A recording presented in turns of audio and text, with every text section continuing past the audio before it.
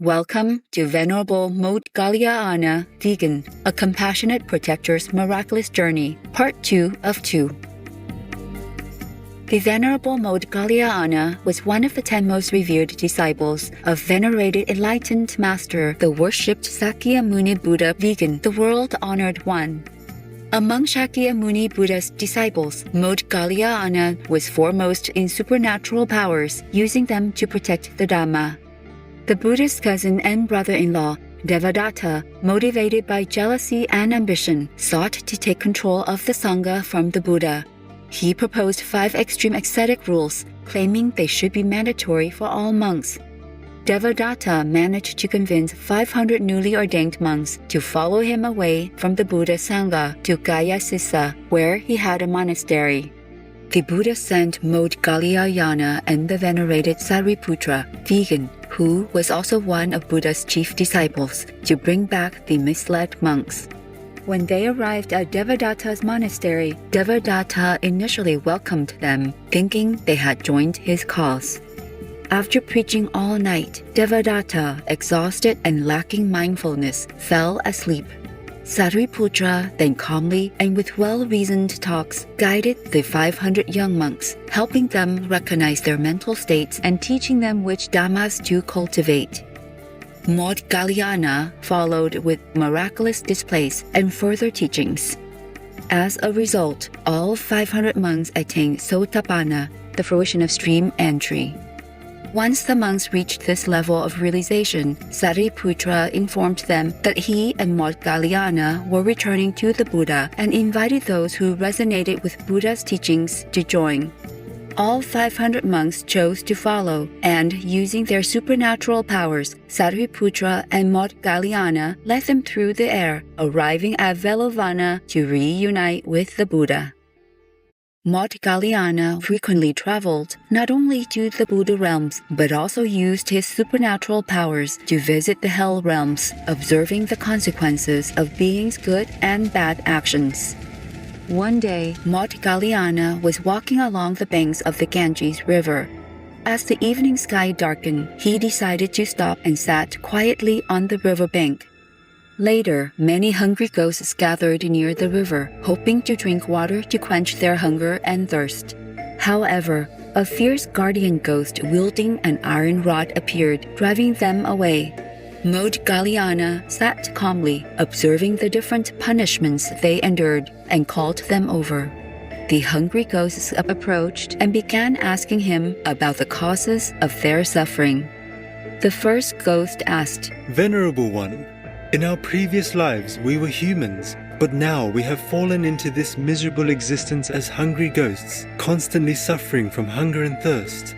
We've heard that the water of the Ganges is cool and refreshing, yet whenever we attempt to drink it, it turns boiling hot. If we take even a sip, it burns our insides, and the guardian ghost strikes us with an iron rod, driving us away.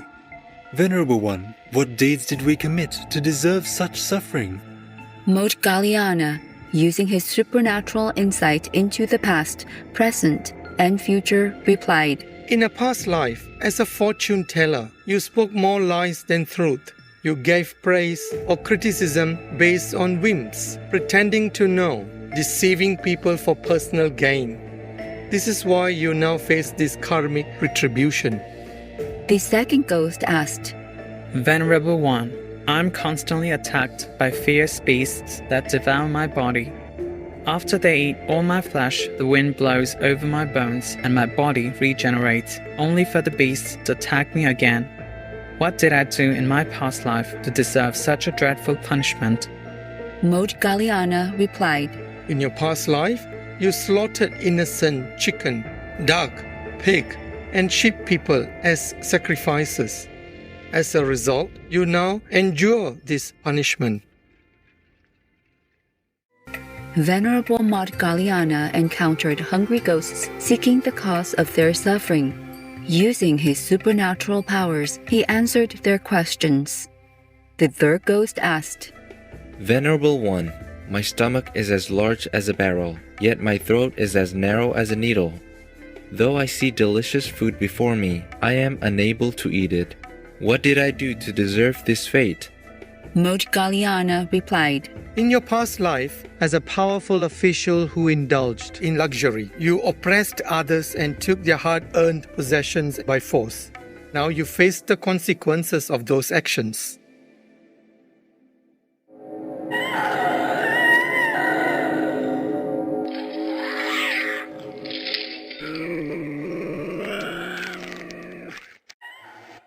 The fourth ghost then stepped forward and asked, Venerable One, my body is covered with mouths, and blood constantly gushes up from below, making my head swell as large as a bucket. My veins are on the verge of bursting, and my life hangs by a thread. What caused me to suffer this punishment? Maudgalyāyana replied, In your past life, you spread gossip and caused harm with your words. You never spoke to benefit others, but only to create suffering. Now, you face the consequences of those actions. During a conference in 2011, our most beloved Supreme Master Jinghai, vegan, mentioned that Maudgalyāyana discovered his deceased mother was residing in the realm of hungry ghosts. He went to hell. He used his magical power to go to hell to visit his mother and want to take her out, but he could not. He's not powerful enough, even with his magical power. But he could visit her. And then he manifests some food to give it to her to eat because she was very hungry down there. She was not allowed to be fed anything. And then he fed her food. And whenever the food came to her mouth, it became burning coal. Burning hot fire coal, so she could not swallow. And when he came back and cried to the Buddha, after saw his mother in hell and could not feed her, he cried to the Buddha for help, for blessing, to save his mother. The Buddha said, I am also powerless because your mother's bad karma is too heavy, too heavy. So if you want to save your mother, you have to make a food offering to the whole Sangha here, to the whole monkshood here. And then they will pray for your mother, then their united power will help your mother to go to heaven. The Buddha advised him to bring 5 kinds of food and 5 kinds of fruit. It's to symbolize the 5th level, no? Oh, yes, Master. So after Mu Qianlin brought food and fruit offering to the whole congregation of monks there, then his mother was liberated immediately. Wow. So it took a lot of monks, everybody take a little bit of bad karma, so she was liberated. The Jataka tales primarily recount the previous lives of Shakyamuni Buddha, revealing his various past relationships, including those with his disciples. Notably, his interactions with Maudgalyāyana spanned 31 lifetimes. In nearly all these accounts, Satriputra was also present, appearing as a friend, brother, minister, son, or disciple. In another existence, Maudgalyāyana and Satriputra were miserly humans hoarding riches together, later reborn as a snake person and a rat individual near their treasure. Yet, when Maudgalyāyana was a grainkeeper and Satriputra a merchant, both were careful to abide by the precept of not stealing. Shortly after the passing of his friend Satriputra, Maudgalyāyana was confronted by Mara, who waited in the doorway of his tiny hut in the Kalasila forest.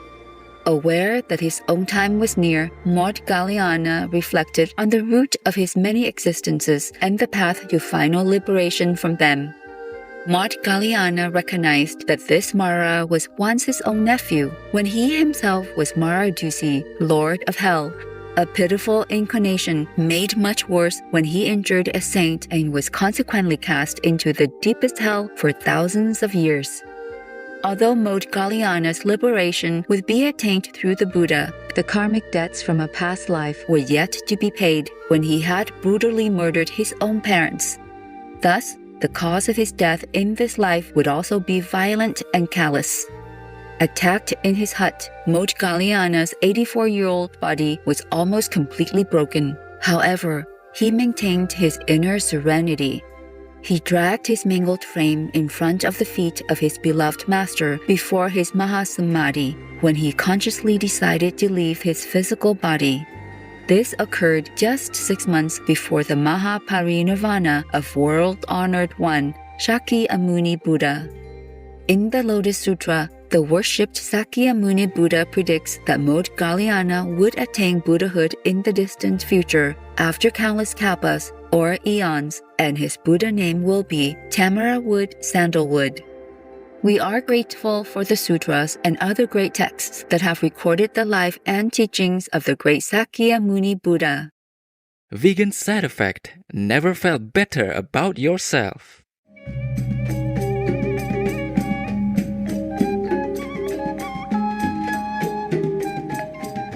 Noble viewers, we appreciate your company today.